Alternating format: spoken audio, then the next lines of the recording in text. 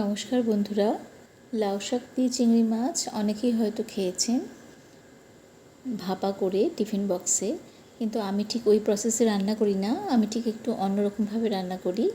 সেটা আজকে আপনাদের সঙ্গে শেয়ার করছি। লাউ পাতাগুলোকে খুব ভালো করে 2-3 বার করে ধুয়ে নিয়েছি এবং যে শিরাটা থাকে, আঁশ মতন থাকে যেটা, সেটাও ছাড়িয়ে নিয়ে লাউ পাতাগুলোকে বেশ পাতলা পাতলা করে কুচিয়ে নিচ্ছি। লাউ পাতা চেনার একটাই উপায়, যারা একদম বিগিনার্স রান্নার ক্ষেত্রে তাদের সঙ্গে শেয়ার করি, যেটা আমরাও হয়তো যখন প্রথম রান্না করতাম জানতাম না। লাউ পাতা কিন্তু খুব নরম হয়, সফট হয়, আর কুমড়ো পাতা কিন্তু খসখসে দানা দানা একটা কাটা কাটা ভাব থাকে। সেইভাবেই লাউ পাতা এবং কুমড়ো পাতা এই দুটো আলাদা করে চেনা যায়, যেটা কিন্তু রান্নার প্রথম দিকে হয়তো আমরা অনেকেই জানি না। সেই জন্যই আপনাদের সঙ্গে শেয়ার করছি এটা। দেখুন কেমন করে সমস্তটা শাকটাকে এইভাবে মিহি করে কেটে দিচ্ছি। খুব ভালো করে, যেহেতু গোটা শাক আমি ধুয়ে নিয়েছি, ওই জন্য কিন্তু পরে আর ধুচ্ছি না, এইভাবে কেটে নিয়ে রেডি করে নিচ্ছি।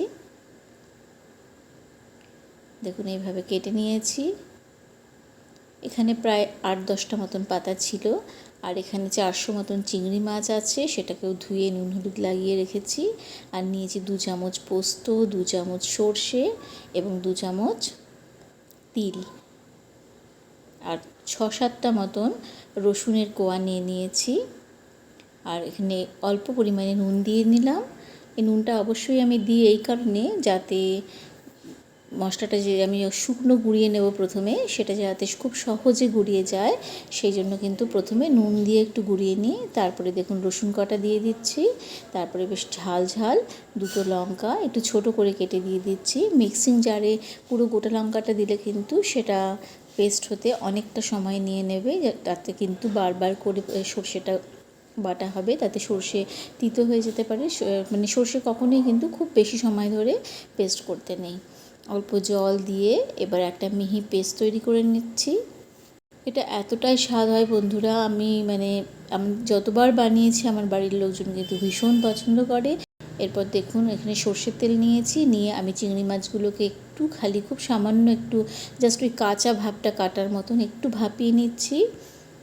ওটা কিন্তু একদম লাল করে ভাজবো না। দেখুন চিংড়ি মাছ দিলেই যেমন জল ওঠে, এরকম জল ওঠার পর মিনিট 2 আমি এইভাবে সেদ্ধ মতন একটা করে নিয়েছি। চিংড়ি মাছের কাঁচা ভাবটা কেটে গেছে, এবার ওই জল সমেতই কিন্তু তুলে রেখেছি। এরপর কড়াতে আবার কিছুটা সর্ষের তেল নিয়ে নিচ্ছি। এই রান্নায় কিন্তু বেশ পরিমাণ মতন তেল না দিলে স্বাদ হবে না, যেহেতু সর্ষে, পোস্ত এবং তিল আছে, অবশ্যই কিন্তু এতে একটু তেল ব্যবহার করবেন। দিয়ে দিলাম ফোড়নে কালো জিরে। কালো জিরেটা ভাজা হয়ে গেলে এরপর কী দিচ্ছি সেটা দেখে নিন। প্রথমে দিয়ে দিলাম ধুয়ে এবং কেটে রাখা শাকটা দিয়ে একটু ভালো করে মজে আসা অবধি আমি ঢাকা দিয়ে এটা একটু রান্না করব, এবং শাকের আন্দাজে অল্প একটু নুনও দিয়ে দেব।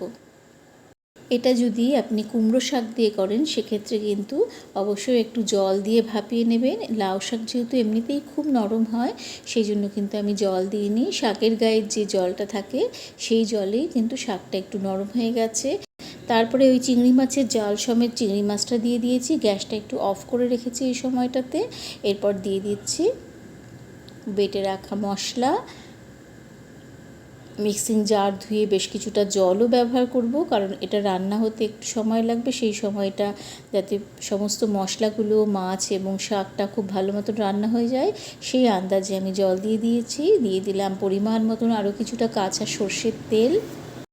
এরপর দিয়ে দিয়েছি 2টো কাঁচা লঙ্কা চিড়ে, এবং খুব সামান্য পরিমাণে একটু চিনি ব্যবহার করেছি। মশলায় যেহেতু আমি নুন দিয়ে বেটেছি, চিংড়ি মাছেও নুন দিয়ে ভাজা হয়েছে এবং শাকটাতেও অল্প পরিমাণে নুন দিয়েছিলাম, সেই জন্য কিন্তু আমি এক্ষুনি আর কোনো নুন ব্যবহার করছি না। সমস্ত মশলা একসাথে মিশিয়ে নিয়ে দেখুন এইভাবে ভালো করে মিশিয়ে দিয়েছি। দেওয়ার পরে ঢাকা দিয়ে আমি মিনিট 5 মতন রান্না করে নেব। দেখুন একদম যে হোলটা থাকে সেটাও বন্ধ করে দিয়েছি। একদম ভাপে যে রান্না করলে যে ব্যাপারটা হয়, ঠিক তাই হয়েছে। এবং রান্নার টেক্সচারটা দেখে বুঝতেই পাচ্ছেন, আস্তে আস্তে তেল বেরিয়ে আসছে, এবং এটা যে জলটা আছে এটা পুরো শুকিয়ে নেব। একদম শুকিয়ে যতক্ষণ না পর্যন্ত রান্নাটা থেকে তেলটা বেরিয়ে আসছে ততক্ষণ রান্না করে নিতে হবে। সেইটা না করলে কিন্তু রান্নার স্বাদ এরকম জল জল থাকলে কিন্তু খেতে একদমই ভালো লাগবে না। সেই সময়টুকু টাইম নিয়ে ধিমে আঁচে রেখে দিয়ে আমি আস্তে আস্তে রান্নাটাকে করে নেব, যাতে করে সমস্ত রান্না থেকে একটা তেল বেরিয়ে আসে এবং সব কিছু খুব সুন্দরভাবে রান্না হয়ে যায়। রান্নাটা অনেকটাই হয়ে এসেছে। আরও দুটো কাঁচা লঙ্কা আমি দিয়ে দিয়েছি। রান্নাটা কিন্তু ঝাল ঝাল না হলে একটুও ভালো লাগবে না। ঝাল, তেল, নুন সমস্তই কিন্তু একটু কড়া কড়া হতে হবে। এটা একটা অপূর্ব স্বাদের চিংড়ি এবং লাউ শাকের রেসিপি। বন্ধুরা অবশ্যই একবার ট্রাই করে দেখবেন। ভালো লেগে থাকলে বন্ধুরা আপনাদের কাছ থেকে লাইক, শেয়ার ও কমেন্টস অবশ্যই আশা করি আমরা। এটা গরম ভাতে সার্ভ করুন, বাড়িতে গেস্ট এলে সার্ভ করুন। আমার মনে হয় প্রত্যেকে বলবে যে আপনার রান্নাটা দারুণ হয়েছিল।